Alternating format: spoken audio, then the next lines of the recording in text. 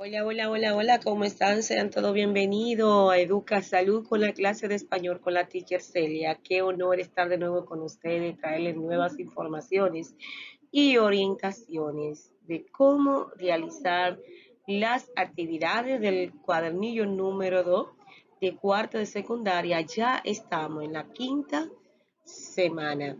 En el día de hoy, en este primer video, para no hacerlo tan largo, vamos a trabajar lo que es el tema 1 y el tema 2, concerniente a formación humana y lengua española. Vamos a ver qué van a aprender y qué actividades van a realizar nuestros alumnos en esta nueva semana del tema del segundo cuadernillo ya en la quinta semana del cuadernillo número 2 de cuarto de secundaria. Vamos entonces cómo realizar las actividades de la semana 5, el cuadernillo número 2 de cuarto de secundaria. Ya en esta primera semana de la semana 5 van a trabajar con los mismos temas, es decir, 7 de 6 temas, en los cuales están orientados en base a las áreas curriculares. El primer tema dice conectado a la tecnología o desconectado de la familia.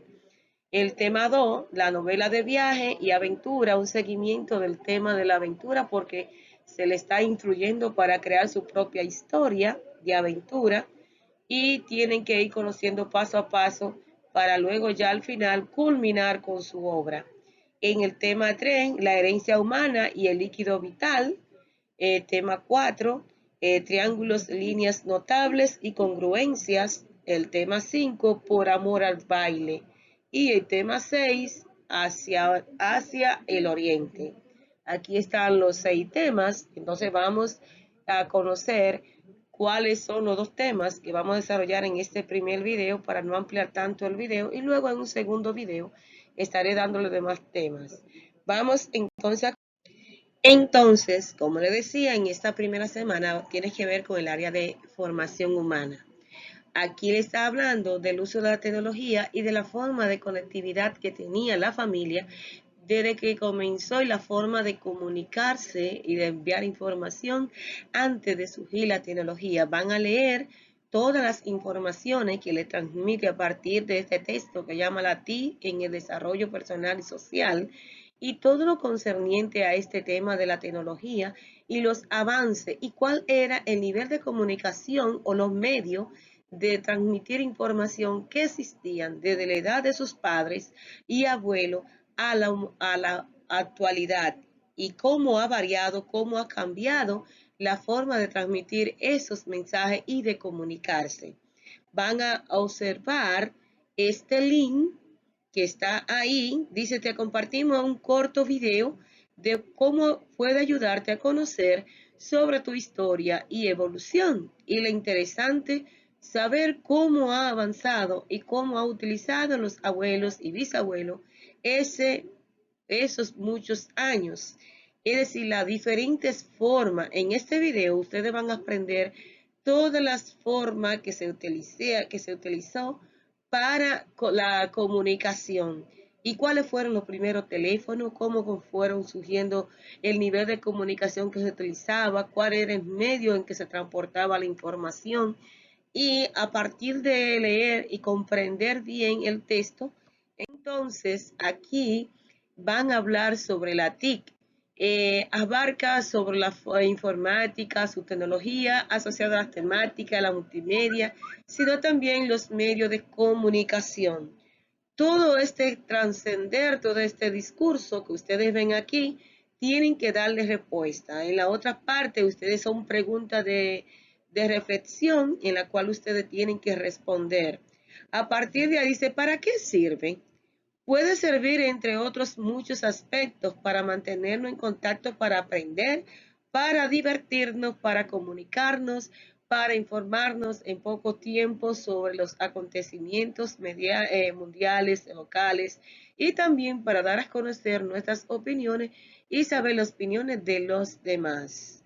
Luego les solicita, luego de ver el video que tienen que ver, van a conversar con su familia, algunos vecinos, adultos, Mientras tanto, mayores, mejor es preguntarle cómo era su tiempo, la transmisión de información y la comunicación. Pueden realizar las preguntas a continuación. Ten a mano dónde anotar la respuesta. Las preguntas es como si fuera una pequeña entrevista que ustedes le van a hacer a los vecinos, a sus padres, a sus abuelos, sobre diferentes formas de comunicación o medios que se utilizaban para transmitir la información y para comunicarse. Dentro de las preguntas que le van a formular es, ¿cómo eran los primeros teléfonos fijos en casa? Esas preguntas se las van a preguntar a los ancianos, su abuela, tío, madre, padre, vecino, que vivieron esta época y cuál era el medio de teléfono que utilizaban en ese momento, que no era muy parecido al que estamos usando ahora. Ya en la pregunta 2, ¿cómo eran los radios? ¿Cuántas emisoras se escuchaban? Tenían dos frecuencias que era M y FM. Y existía un sinnúmero de emisoras que eran la única que se podían escuchar, que en la actualidad ya hay varias emisoras que se escuchan. Por ejemplo, aquí teníamos la voz del Atlántico, Radio Puerto Plata, que era la melodía, que era la que se escuchaban en ese momento.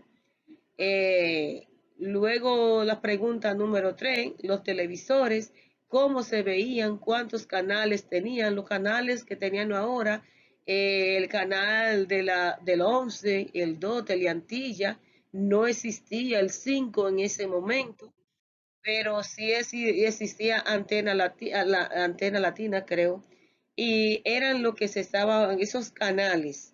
No existían estos canales que estamos viendo ahora, todos los canales que hay. El 9, luego entonces ya en el 3, en el 4, cómo era el internet en su inicio, cómo era que se tenía el internet.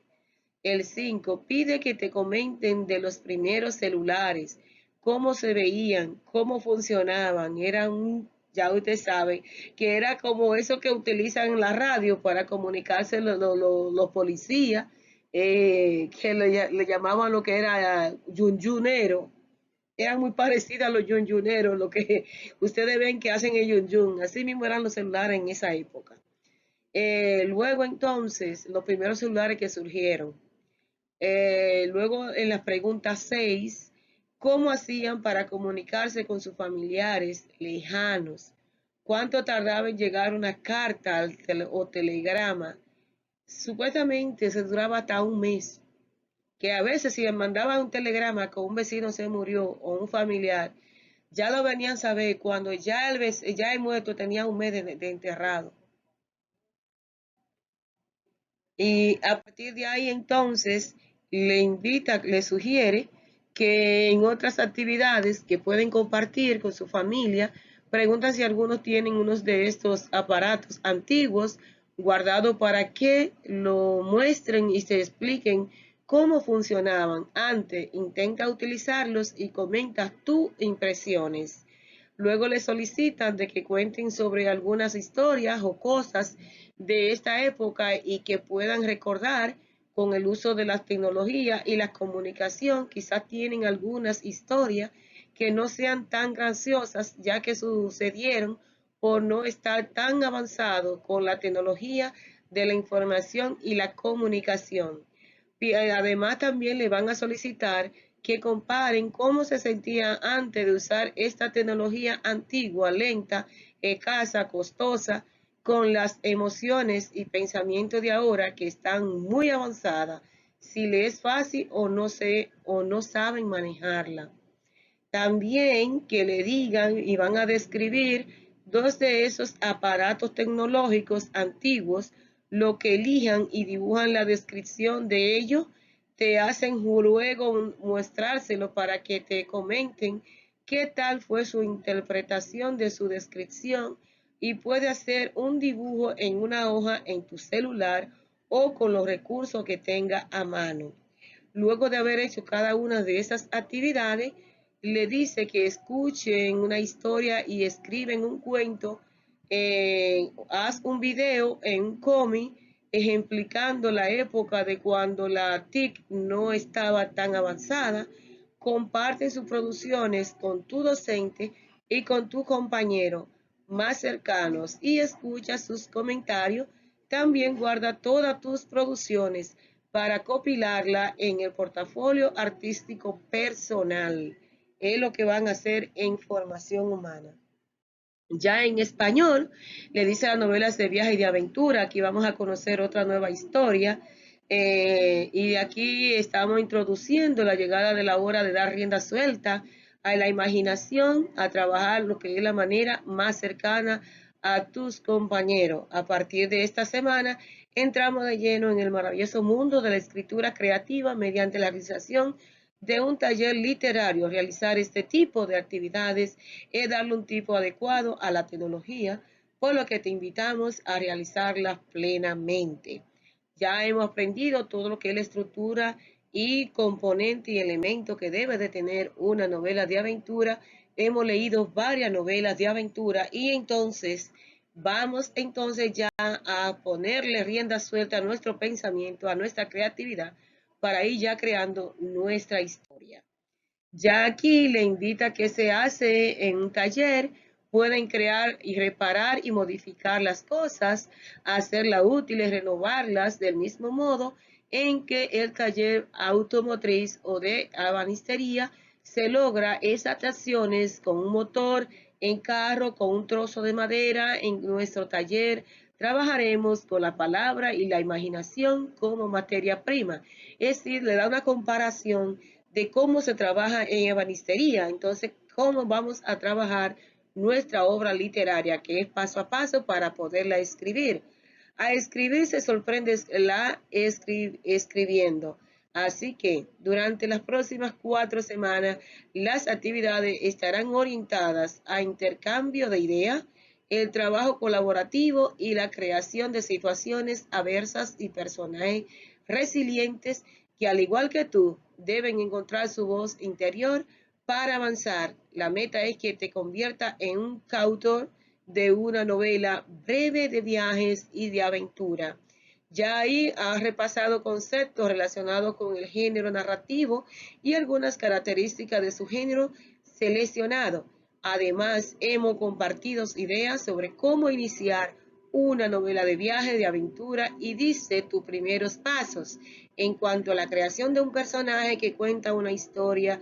Para comprender mejor el nudo de este tipo de narraciones, te invitamos a analizar un fragmento de uno de los grandes clásicos de la literatura, La aventura de Robinson Crusoe, del escritor británico Daniel Defoe, en 1719. La obra cuenta los desafíos que enfrenta un marinero estadounidense que, entre otras cosas, se lanza al mar en busca de fortuna y es secuestrado por piratas, vendido como esclavo a África, sobrevive a un naufragio y vive en una isla desierta. Esta obra es considerada la primera novela inglesa y su autor es un claro ejemplo de cómo las situaciones difíciles pueden llevarnos a sacarlos mejor de nuestra interior. ¿No te recuerda, no te resulta familiar eso? Es decir, ¿qué relación guarda con lo que estamos viviendo en cuarentena por el virus y cuáles cosas buenas hemos sacado de esta situación o de esta problemática o este contagio que cada día está aumentando y que cada día nos está llevando a mantenernos más apartados de lo demás? Entonces, a partir de ahí, sigue contando esta historia de este caballero y a partir de ahí entonces dice, antes de leer el siguiente texto, responde las siguientes preguntas. ¿Te ha preguntado por qué es en ocasiones las cosas no te resultan como las has planeado? Muchas veces nosotros planeamos o ideamos y llevamos semanas planeando lo que vamos a hacer, pero ese día que vamos a hacerlo nos da el tiempo y tenemos que cambiar eso que teníamos planeado por algo improvisado. ¿Qué es para ti una aventura? ¿Qué tú entiendes que es una aventura? Cuando eso sucede, ¿dónde busca respuesta? Da tu punto de vista. ¿Qué se requiere para ser un aventurero? Entonces, ¿qué debo ser para yo ser un aventurero? ¿Qué necesito para yo convertirme lo que voy a hacer en una aventura? Luego van a leer el texto completo de la obra de Aventura de Robinson Crusoe, este pequeño fragmento. Cuando lo lean, van a responder a las siguientes preguntas que se le formula aquí. Primero, ahora reflexiona sobre lo leído y responde la siguiente pregunta. Crusoe, al hallarse solo en una isla después de un naufragio, en su desesperación considera que lo que le sucede es un castigo divino. ¿Te ha pasado algo familiar o similar? ¿Alguna vez has sentido que a ti te pasan tantas cosas como que es un castigo que Dios tiene contigo? ¿Te ha cuestionado a Dios cuando te sientes triste? ¿Alguna vez nos hemos cuestionado? Pues fíjense que a mí me ha pasado esto también. Y como seres humanos siempre nos cuestionamos y interrogamos a Dios por las cosas que nos pasan. Ya en la actividad 2 dice, identifica los momentos de relato en lo que muestra una actitud resiliente, subrayarlo en el texto. Lo van a buscar. Resiliente significa en cautiverio, que usted no tiene salida y que está en permanencia en un lugar. Luego, el término empalizada es común en el entorno rurales. ¿Cuáles elementos o materiales realizan la misma función en las zonas urbanas? Por ejemplo, la cerca que nosotros utilizamos, empalizada, la cerca o alambrada, que son las formas que se utilizan para cercar el cunuco o cerrar tu área de espacio de tu casa. Eso es lo que le llaman alambrada o cerca, que son lo que uno le echa para cerrar un espacio. El fiel animal y la doble filo son ejemplos de una figura retórica literaria que se conoce como epíteto. Su función es embellecer el discurso y se caracteriza por añadir un adjetivo. Y se caracteriza por ser un adjetivo. Subraya una cualidad del sustantivo y encuentra otro caso en el texto y enciérralo. Los epítetos no son más que aquellas palabras que funcionan como figuras retóricas que sirven para darle una cualidad al sustantivo y funcionan como adjetivo.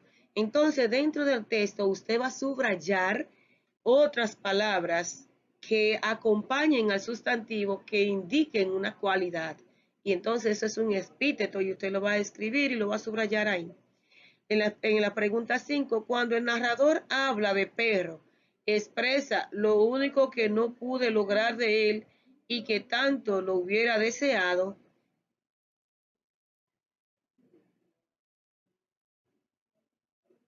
Quería expresar la forma de comunicarse con el perro.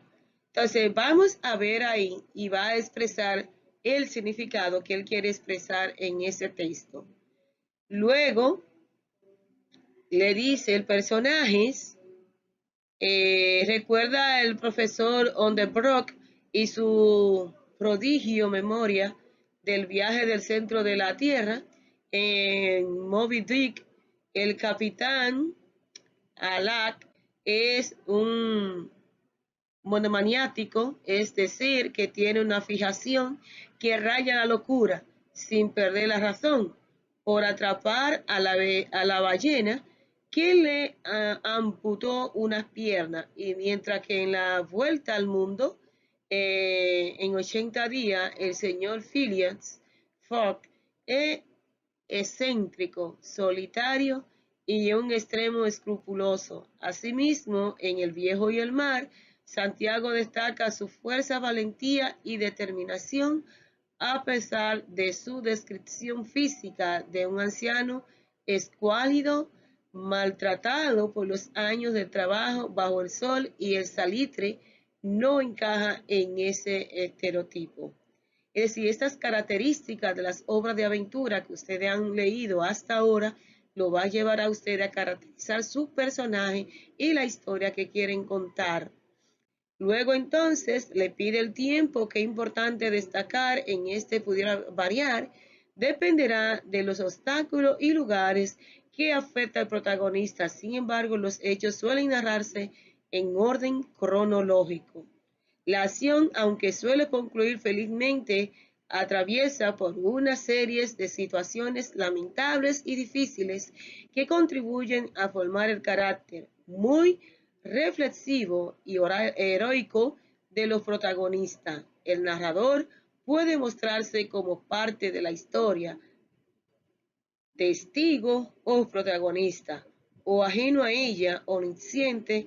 En cualquier caso, este se dirige al lector sin rodear la sencillez de la característica, sin comprometer la elegancia del discurso.